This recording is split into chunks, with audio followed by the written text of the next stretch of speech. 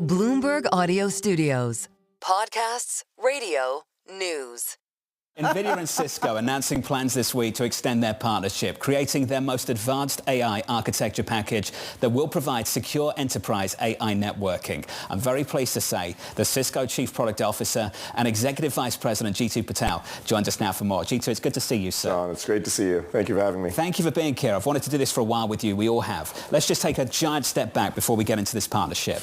You know what I worry about? I worry that AI will do to services what manufacturing was done to by globalization.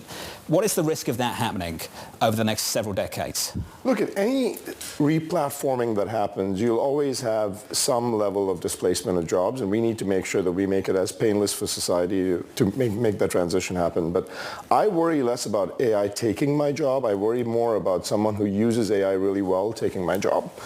But if you take a step back, it's actually really exciting to see what the possibilities are with AI, because what people, even despite all the hype, what people grossly underestimate is the original insights that AI is going to be able to go derive that don't exist in the human corpus of knowledge that allow us to solve problems that we have not been able to solve until now. And so, whether it be in healthcare or financial services or transportation or whatever industry you pick, you will actually have a reimagination of the ways in which we can solve problems that have not existed up until now. And that's exciting, frankly, because you'll have this, population of 8 billion people that'll feel like it's got the throughput capacity of 80 billion. Are we seeing that happen right now? Is that a dream for the future or something that's being realized in this very moment? You're going to start seeing it happen in 2025. For example, there'll be, a meaningful amount of code that'll actually start getting autonomously written. And so you'll actually start to see so many more, the capacity of engineers will actually 10x during the course of 2025. It's exciting to see. This, as you know, is the societal issue that I'd be slightly concerned about. So there are a bunch of graduates who are graduating over the next couple of years or so, and they went to learn to code because they were told this is what you need to go and learn to do. And they're coming out into a workforce where maybe they feel like they're no longer needed. What's the advice you'd give to them as they graduate? Here's the thing that I feel like people, you might overestimate the capabilities on that front, because AI is still not going to have the human instinct and the judgment that you're going to need to have. You're still going to need to do oversight. There's a human in the loop, but now that developer is going to have a companion that can actually do the stuff that they didn't really care to do or they weren't as good at doing. So this is a net positive in my mind, and you're going to see a lot of progress in society because of it, rather than a regression that happens. Not to build on negativity, because I actually am a very big believer on the positivity, and I'm excited for it. But there is this question of who's going to lose their jobs in the meantime. And John alluded to this idea that it's more of a white-collar issue than a blue-collar issue. And I'm thinking of things that we've heard about, like at banks, where there have been fat fingers that cause transfers or whatever else, and that some of those efforts are being shifted to AI. How significant do you think that transition is going to be? You will always have some degree of jobs that'll get displaced, and then there'll be new jobs that actually get created. And the thing that we have to keep in mind is there's a lot of jobs that right now people don't have enough labor to get done, that we just don't have the resources to do, that actually don't happen right now. And so what AI will allow us to do is not just go do things that humans don't do as well, not just do things that replace humans, but actually do things that humans don't have the time to get done. Which industries do you think are being the most aggressive about adapting to different AI tools and bringing them into their infrastructure? I think across the board you're seeing it right now. In fact, I'd say, 2 years ago when ChatGPT came out, almost every company in every industry went on noticing what's our AI strategy going to look like. And we've now had a couple of years to go bake that. And in 2025, you're going to see this really exciting move from just chatbots to agents, where you'll actually have workflows get automated in every industry, in every sector, in every segment of the market, in every geography. So I feel like there's only going to be two kinds of companies in the world, those that are going to be really dexterous for the use of AI and others that are going to really struggle for relevance. Before we talk about facilitating that for corporate America, Jeetu, can we talk about how things are changing inside Cisco?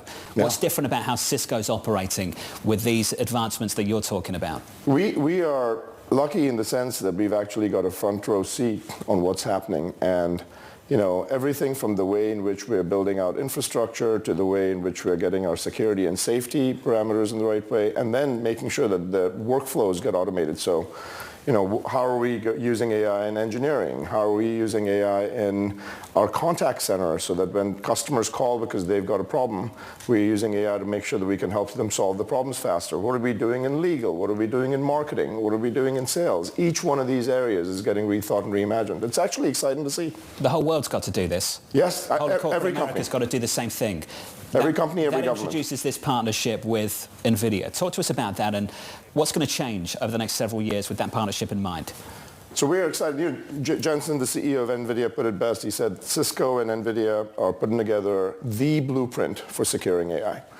And look, John, I go talk to a lot of customers all the time, and when you go ask customers how enthusiastic they are about AI, virtually every CEO, we had a study we recently did, 97% of the CEOs said they were excited about AI, but only 1.7% felt prepared.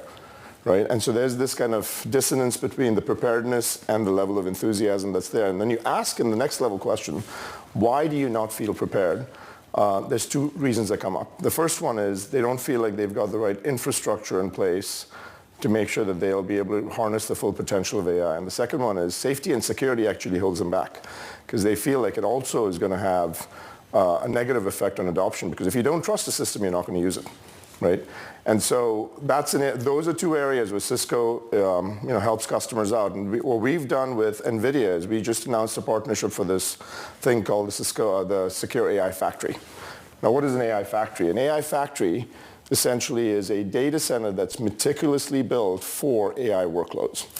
And what it allows you to do is make sure that you can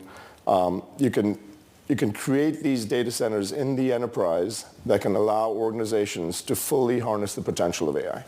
And so we're jointly partnering over there. It'll be our networking, our security, their technologies. Look, Cisco is one of the greatest networking companies in the world. NVIDIA is a pioneer on the chips and actually created to some degree the movement in AI, and the combination of the two companies together. And I think you're going to see more and more of this, where companies are going to partner with each other in this ecosystem to really go serve needs of customers and work backwards, even if there might be a slight competitive element. This is fascinating to me because what it signifies is there's a growing number of companies that don't want to rely on the hyperscalers, that don't want to rely on the cloud systems to provide the artificial intelligence for their businesses. And it raises a question about the model that everyone has bought into in the market, which is that they will be the big beneficiaries.